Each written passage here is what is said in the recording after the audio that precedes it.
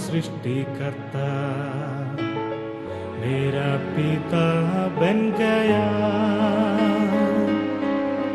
यहोवा Elyon सृष्टिकर्ता मेरा पिता बन गया। अब तो मैं सनात हूँ, अब तो मैं सनात हूँ।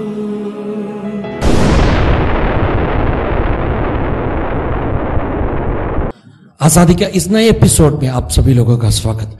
पिछले हफ्ते हम इब्रानियों की किताब 12वां अध्याय का 1 से लेकर 3 जो वचन है उस वचन से कुछ भागों पढ़ के शुरू किया। आज भी हम उसी वचन का कुछ और भागों हम सीखने के लिए जा रहे हूं। बहुत प्रार्थना का साथ में इस वचन को सुनिए। प्रभु का आत्मा हमें सहायता करेगा। अपना जिंदगी में बहुत बड़ा आशीष, बहुत बड़ा छुटकारा प्रकट होने वाला है। धन्यवाद यीशु। प्रभु आपको सामर्थ देगा, प्रभु आपको शक्ति देगा उस रुकावटों को पार करने के लिए प्रभु आपको शक्ति देगा।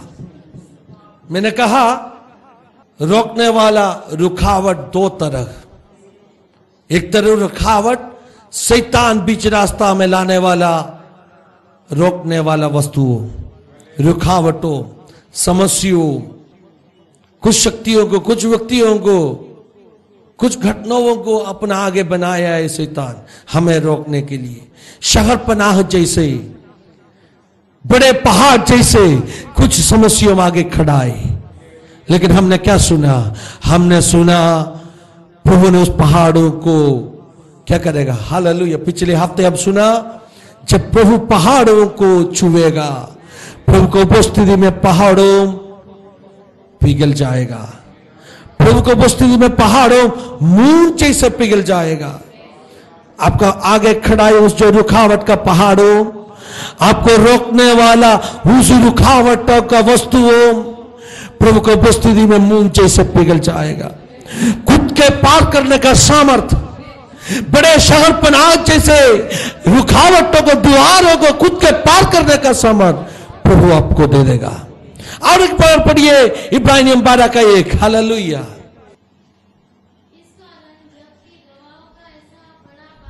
इस कारण जबकि गवाहों का ऐसा बड़ा बादल हमको घेरे हुए है, तो आओ हर एक रोकने वाली वस्तु और उलझाने वाली पाप को दूर करके वह दौड़ जिसमें हमें दौड़ना है, धीरे से दौड़ो। और एक बार आप सभी लोगों को मैं बुलाना चाहता हूं, जैसे इब्रानियों का लेखक ने बुलाया, आओ। हर व्यक्तियों को, आप सभी लोगों को मैं बुलाना चाहता हूं, आओ। किस चीज के लिए आओ? दौड़ने के लिए आओ। हालेलुया। हम साथ में दौड़ेगा। कहां तक? निशाना तक हम दौड़ूंगा। हालेलुया। धीरज रखे हम दौड़ूंगा। उसके लिए क्या करना पड़ेगा? रोकने वाला वस्तुओं को और उलझाने वाला सारे पापों को हमें दूर करना पड़ेगा। रोकने वाला वस्तु क्या है करके हम अभी सुना। अभी हम सुनने के लिए जा रहे हूं उलझाने वाला पापों। आपका आत्मिक दौड़ को रोकने वाला दूसरा एक चीज है उलझाने वाला पापों। उलझाने वाला पापों का मतलब क्या है? उलझाने वाला पापों का मतलब ध्यान से सुनो। हम उद्धार पाया, यीशु को स्वीकार किया, हम पवित्र जिंदगी बिताना चाहते, फिर भी कुछ तरह का पाप हम छोड़ा तो भी हमें क्या करता नहीं है? छोड़ता नहीं है। हम उस पाप को छोड़ा लेकिन हमें उस पाप छोड़ता नहीं है। एकदम क्या क्या किया? जोर से हमें पकड़ा है। हम निकालना चाहते लेकिन उस पाप का आदत अपने अंदर बहुत गहरा में जट पकड़ाए। वैसे कुछ पापों। हालेलुया। क्या लिखा है इब्रानियों में? अगर उलझाने वाला कुछ पापों हम आपका आत्मिक जिंदगी में है तो उस पापों आपका आत्मिक दौड़ को रोकेगा।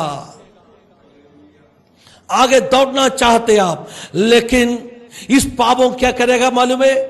आपको पकड़ के रखेगा। अब ऐसे समझ लो। हालेलुया। एक व्यक्ति दौड़ने के लिए कोशिश कर रहे, लेकिन एक स्टेप भी आगे बढ़ नहीं पाया। क्यों? क्योंकि काफी रस्सियों से उनको अलग अलग जगह में बांध के रखा है। अपना कल्पना में जरा देखो, वो आगे बढ़ना चाहते लेकिन कुछ चीजों में उसको क्या किया, पीछे खींच रहे। क्या पीछे खींच रहे? कुछ रस्सियों से उनको पीछे बांध के रखा है। पहले हम सुना आगे शैतान रखने वाला रुकावट हो, उसको हम कैसे पार करेगा? कूद के पार करेगा। अपने अंदर जो अभिषेक है उस अभिषेक से हम कूद के पार करेगा। रोकने वाला वस्तुओं को अभिषेक से कूद के पार करेगा। लेकिन अभी उसी दौड़ को रोकने वाला दूसरा चीज है क्या? उलझाने वाला पापों। इस उलझाने वाला पापों के ऊपर कैसे जीत पाऊंगा? इस रस्सियों को नहीं तोड़े तो अब आगे बढ़ नहीं पाऊंगा। हेलो, हमें दुनिया का साथ में संसार का अभिलाषों में बांध कर रखने वाला कुछ ऐसे उलझाने वाला पापों अपने जिंदगी में बाकी है तो हम इस दौड़ एक स्टेप भी आगे बढ़ नहीं पाऊंगा। जहां हम शुरू किया उधर ही रहेगा जिंदगी के आखिरी क्षण तक। लेकिन हमें कहां पहुंचना है? लक्ष्य तक पहुंचना है। लक्ष्य तक पहुंचने के लिए काफी दूर आगे हमें बढ़ना पड़ेगा। उलझाने वाला कुछ पापों है तो उस पापों हमें रोकेगा, हमें खींचेगा पीछे। उस पापों एक बड़ा बोझ जैसे आपको दौड़ना है, लेकिन आपका क्या बोलते हैं, शोल्डर में, कंधे में ना एक बड़ा गोनी भर के बोझ रखा है। कैसे दौड़ पाऊंगा आप? कितना लोगों को समझ में आया? एक बड़ा गोनी भर के क्या रखा है आपका पीछे? बोझ। उस बोझ क्या है मालूम है? उलझाने वाले पापों में। यीशु ने कलवारी के क्रूस में आपको आजाद किया। जो पाप का बोझ था उसको मिटाया, निकाल दिया। और बोला, यीशु ने हमेशा क्या बोलते, जो भी यीशु के पास आएगा उस दिन तक जो भी पाप किए उस पाप के बारे में कहेगा, मैं तेरे पापों को क्षमा किए, आगे पाप मत करो, करना नहीं है। यूहन्ना का सुसमाचार 8वां अध्याय में एक औरत को यीशु के पास लेके आया पथराव करने के लिए। व्यभिचार जैसे बड़े पाप उस स्त्री ने किए, इसलिए उस जमाने का कानून के अनुसार पथराव करने के लिए उसको लेके आया। और यीशु को कहा, यीशु आपने निर्णय ले लो। यीशु ने क्या कहा? जो अभी तक पाप नहीं किया इनको क्या करो, पहले पत्थर मारो। कोई भी पत्थर मारा नहीं, एक एक जो हाथ में लेके आया पत्थर नीचे डाल के चला गया। आखिरी में स्त्री और यीशु बच गया। यीशु ने उनको पूछा, क्या कोई तुझे कुछ किया नहीं? तो बोला, ना प्रभु, कोई कुछ किया नहीं।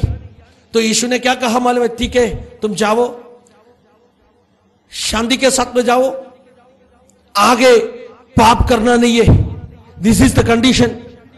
जितना लोग यीशु के पास आएगा, यीशु का क्रूस का किनारा में, यीशु का क्रूस का नीचे आएगा, उन्होंने उनका लहू से उनको शुद्ध करेगा। लेकिन एक कंडीशन है, आगे पवित्र जिंदगी जियो, आगे पवित्र जिंदगी बिताना है।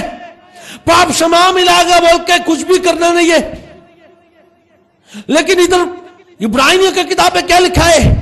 विश्वासी है, पाप का शुद्धिकरण मिला हुआ व्यक्ति है, क्रूस का नीचे आके धोया हुआ व्यक्ति है, पाप क्षमा मिला हुआ व्यक्ति, उस बोझ हट गया। बात सही है। उसके बाद में भी अभी क्या कर रहे? पाप कर रहे। किस तरह का पाप? उलझाने वाला पाप। उलझाने वाला पाप का मतलब क्या है? हम छोड़ना चाहते फिर भी हमें छोड़ता नहीं है, झट पकड़ा है अंदर। कितना भी आप खींच लो, आप बोलेगा आज इसे मैं करेगा नहीं, कल भी क्या करेगा, वही पाप जाके एकदम झट पकड़ा पाप। अभी क्या होने वाला है मालूम है? ऐसे व्यक्तियों की जिंदगी में इस उलझाने वाला पाप वापस एक बोझ बनेगा। हर दिन वही पाप कर रहे, फिर पाप का बहुत बड़ा बोझ उनको ऊपर जमा हो जाएगा। वो दौड़ना चाहते लेकिन उनके पैरों को शक्ति नहीं। क्यों? क्योंकि गोनी पर के पाप उनके ऊपर अभी भी बाकी है। आत्मिक बढ़ोतरी पाना चाहते लेकिन इस पाप उसको दबा रहे। मैं आज बोलना चाहता हूं, विश्वास जिंदगी शुरू होने के बाद में, उद्धार पाने के बाद में, क्रूस पे बहाए पवित्र लहू से शुद्ध होने के बाद में अभी भी पाप करते तो उलझाने वाला कुछ तरह का पाप आपका जिंदगी में है तो आपका आत्मिक जिंदगी को उस पाप दबाएगा। आप इस दौड़ पूरा नहीं कर पाऊंगा, बीच रास्ता में नष्ट हो जाएगा, तक के गिर जाएगा। क्यों? पाप आपके ऊपर बहुत बड़ा एक बोझ बन गया है। एक बड़ा गोनी बढ़ के पाप ऊपर रखे कितना दूर आप भागेगा। तो हमें क्या करना है? उस पाप को कैसे भी हमें निकालना है। हालेलुया। उस पाप को हमें अपने ऊपर से झड़क आके निकालना है, जट से उसको निकालना है, निर्णय लेना है, बोलना है प्रभु मुझे शक्ति दे दो, आगे बढ़ने के लिए मुझे मदद करो, उलझाने वाला पापों से जीत पाक के जीने के लिए मुझे मदद करो। क्यों? क्योंकि इस पाप मेरा जिंदगी में जब तक रहेगा मैं अनंत काल पहुंचेगा नहीं। हेलो, कितना लोग सुना? ऐसे लोग बोलते हम तो शुरू किए लेकिन लक्ष्य में पहुंचा नहीं। वैसे होना नहीं है। शुरू किया लेकिन लक्ष्य में आधा रास्ता में खत्म हो गया, अपना अपना अपना दौड़ अधूरा हो गया। ऐसे होना नहीं अपना जिंदगी में। उलझाने वाला पापो एक बोझ, एक गोनी भर के बोझ रखा, वैसे वो बोझ हमें दबाएगा, अपना यात्रा का तेज को वो कम करेगा। आगे इस बोझ लेके कितना दूर अब चलेगा, थक जाएगा, गिर जाएगा। उस पाप का बोझ का नीचे अब दब जाएगा, अब खत्म हो जाएगा, फिर कभी सिर उठ नहीं पाओगा। वैसे उस पाप आपको दबा डालेगा। काफी लोगों की जिंदगी में मैंने देखा है, अच्छा शुरुआत था लेकिन कुछ ना तो कुछ पापों को वो चोट नहीं पाया। दुनिया में किसी को जानता नहीं था, उसका जिंदगी में ऐसे पाप है, लेकिन हालेलुया उस पाप अंदर रहते था। उस पाप क्या किया? अंदर ही अंदर काम किया, उस व्यक्ति को नष्ट कर दिया।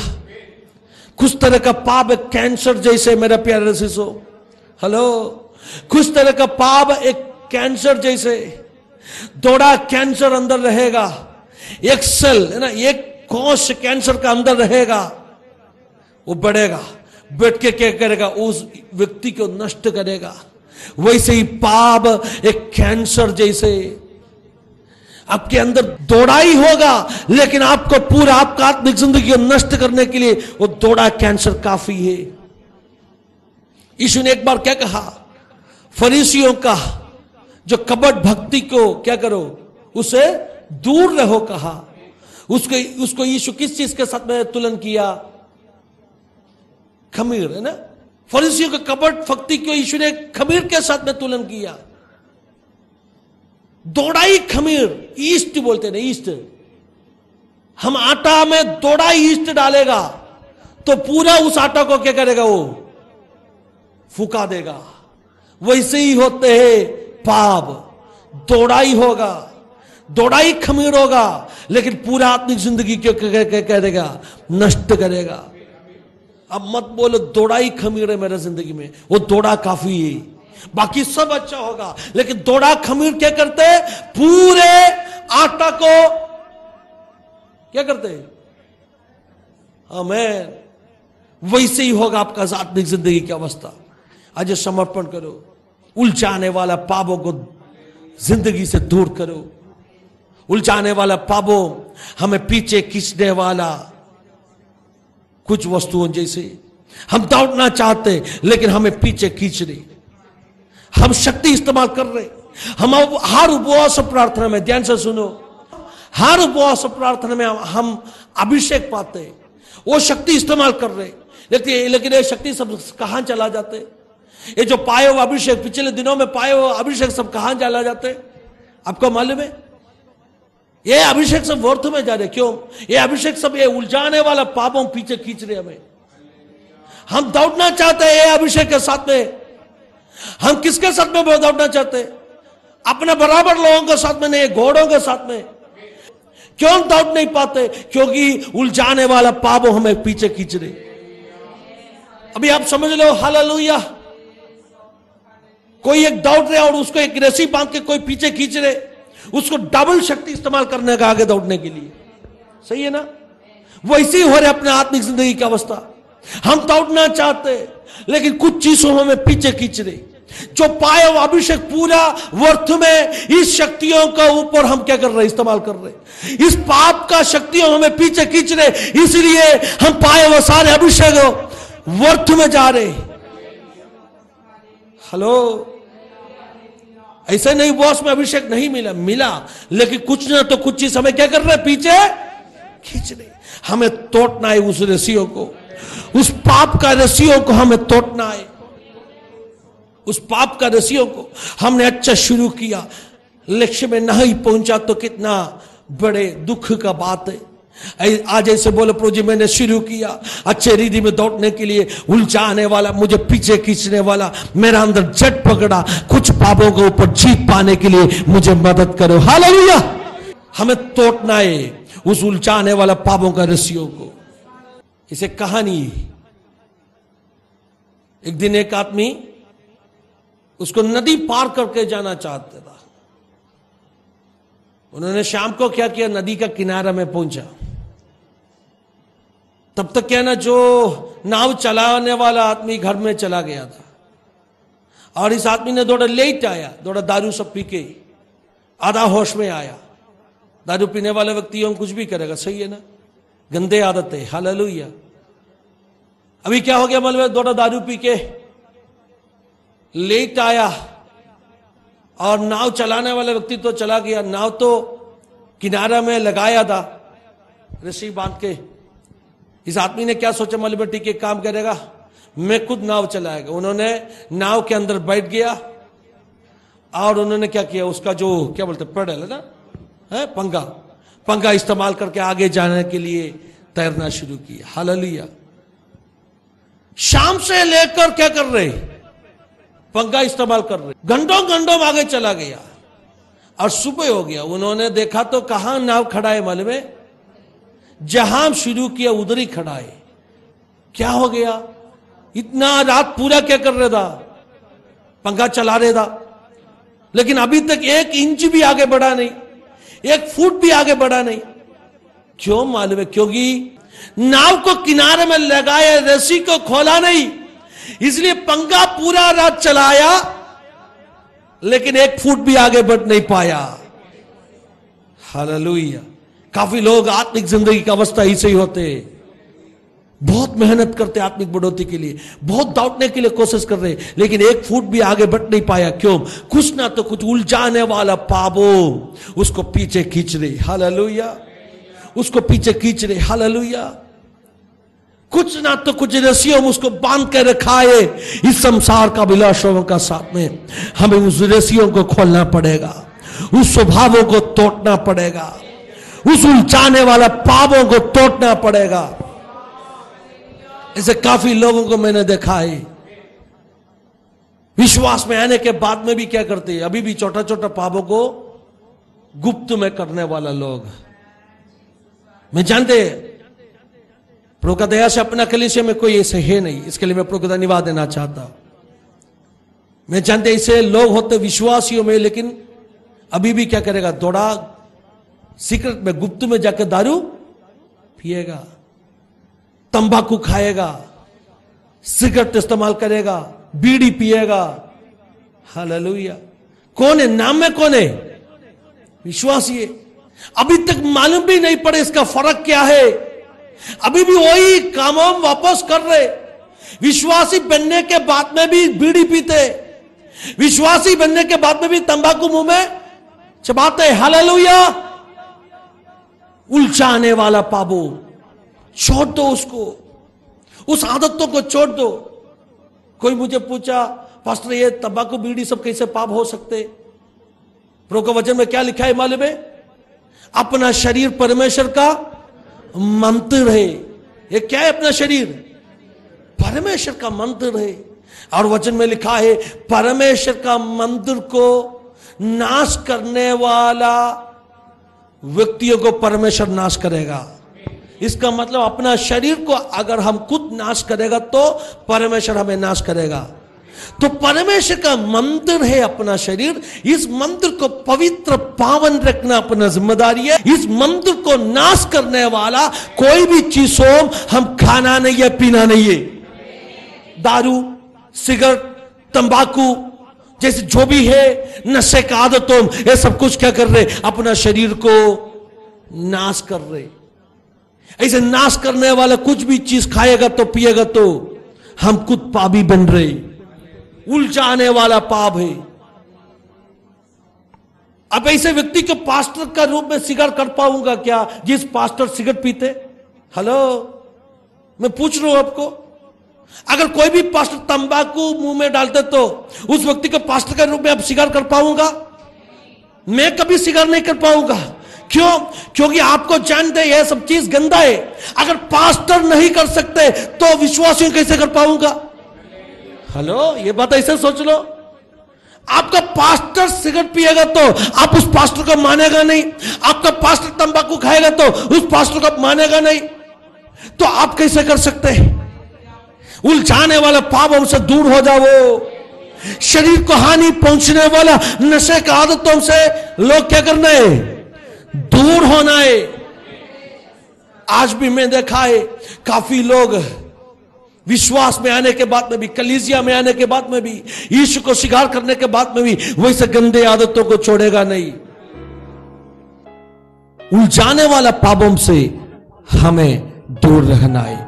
कभी कभी अपने आत्मिक जिंदगी में ऐसे छोटे छोटे पाप होते जो हम काफी बार अपना जिंदगी से दूर करने के लिए कोशिश किया, मगर हमें पकड़ के रखा है, हमें दबा के रखा है, झट पकड़ा वो पापों जैसे। शायद वो पाप छोटा होगा, लेकिन आप अपना आत्मिक जिंदगी के लिए वैसे पापों बहुत हानिकारी है, कभी भूलना नहीं है। कुछ लोग दारू पीते, कुछ लोगों की कुछ नशे का आदतों में, गंदे सिनेमा देखने का आदत, ना तो गंदे तस्वीरों देखने का आदत, वैसे उलझाने वाला हर पापों से हमें एक छुटकारा पाकर इस दौड़ को हमें पूरा करना है। अगर ऐसे कोई भी पाप अपना जिंदगी में अभी भी है तो उस पाप अपना आत्मिक दौड़ को रोकेगा। ऐसे खींचने वाला एक वस्तु जैसे अपना आत्मिक दौड़ का ठेस को कम करने वाला, हमें दुनिया के साथ में बांध के रखा एक रस्सी जैसे उस पापों काम करेगा। हमें उस रस्सियों को खोलना है, हमें पाप का उस रस्सियों को तोड़ना है। एक आत्मिक जीत के लिए हमें समर्पण कर दीजिए। इस आत्मिक दौड़ को हमें पूरा करना है मेरा प्यारा शिशु, उसके लिए समर्पण कर दीजिए। अगर कुछ तरह का पाप अपने अंदर है तो अपना आत्मिक जिंदगी को उस पाप नष्ट करेगा। आत्मिक तौर पे हम मुड़ जाएगा, हम नष्ट हो जाएगा। इस दौड़ को हम पूरा नहीं कर पाऊंगा। आज इसे प्रार्थना कर दीजिए, प्रभु जी आपका पवित्र लहू से मुझे धो डाल दीजिए। बात सही है, हम विश्वासियों में बात सही है, हम यीशु को ग्रहण किया, लेकिन अभी भी हमें अपना जिंदगी को जोर से पकड़ने वाला, उलझाने वाला कुछ पापों बाकी है तो उस पापों से एक छुटकारा के लिए प्रार्थना कर दीजिए। सिर झुका के हम प्रार्थना करेगा, नम्र करके हम प्रार्थना करेगा।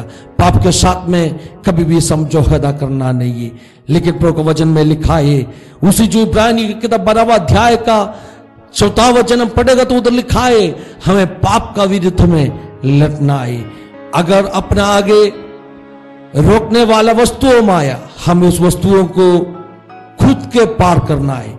लेकिन जब पाप अपने आत्मिक दौड़ को रोकेगा, हमें उस पाप का विरुद्ध में लड़ना है।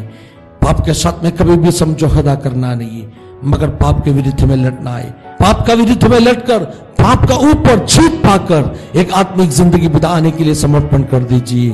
काफी लोग ऐसे होते, विश्वास में आएगा, यीशु को ग्रहण करेगा, उस दिन तक जो भी पाप किया, जब क्रूस का किनारा में आप आएगा, क्रूस का नीचे आप आएगा, आपका पापों को प्रभु क्षमा करने वाला है। लेकिन उसके बाद में पाप करना नहीं है। यीशु के पास जितना लोग आया सबको यीशु उन लोगों के पापों से क्षमा किया, लेकिन उन सबको यीशु ने क्या बता के भेजा? आगे फिर पाप करना नहीं है। यीशु हमेशा यही हमें भी कहना चाहता, आगे पाप करना नहीं है। एक व्यक्ति यीशु में आया, वो नया सृष्टि है, वो नया श्रेणी से जन्म हो गया व्यक्ति है। आगे पाप करना नहीं है। पाप से दूर होकर, पाप से लड़कर हमें जीना है।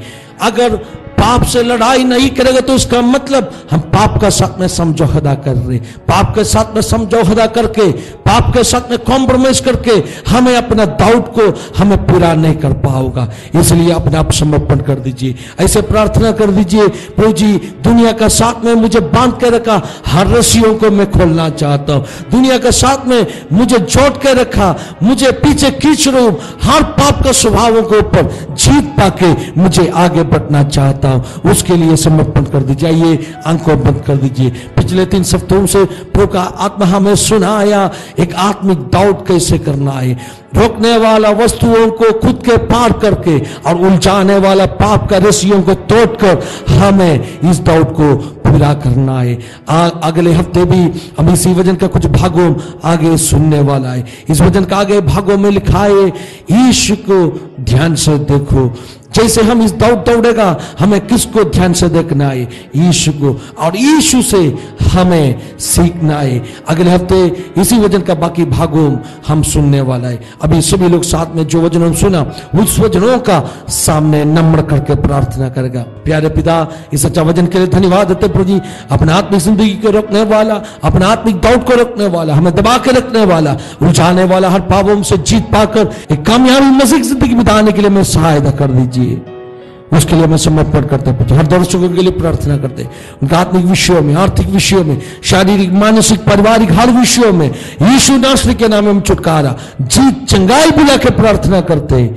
वैसे वो इसके लिए धन्यवाद। स्तुति महिमा आदर आपको यीशु मसीह के पवित्र नाम में, आमीन आमीन आमीन। जब तक अगले हफ्ते और मिलूंगा, तब तक प्रभु में उनका पंखों के नीचे रख के सुरक्षित रखने वाला है। प्रभु को सहायता करेगा। God bless you, have a wonderful time. Jehovah Elyon सृष्टिकर्ता, मेरा पिता बन गया। यहोवा एलियोन सृष्टिकर्ता, मेरा पिता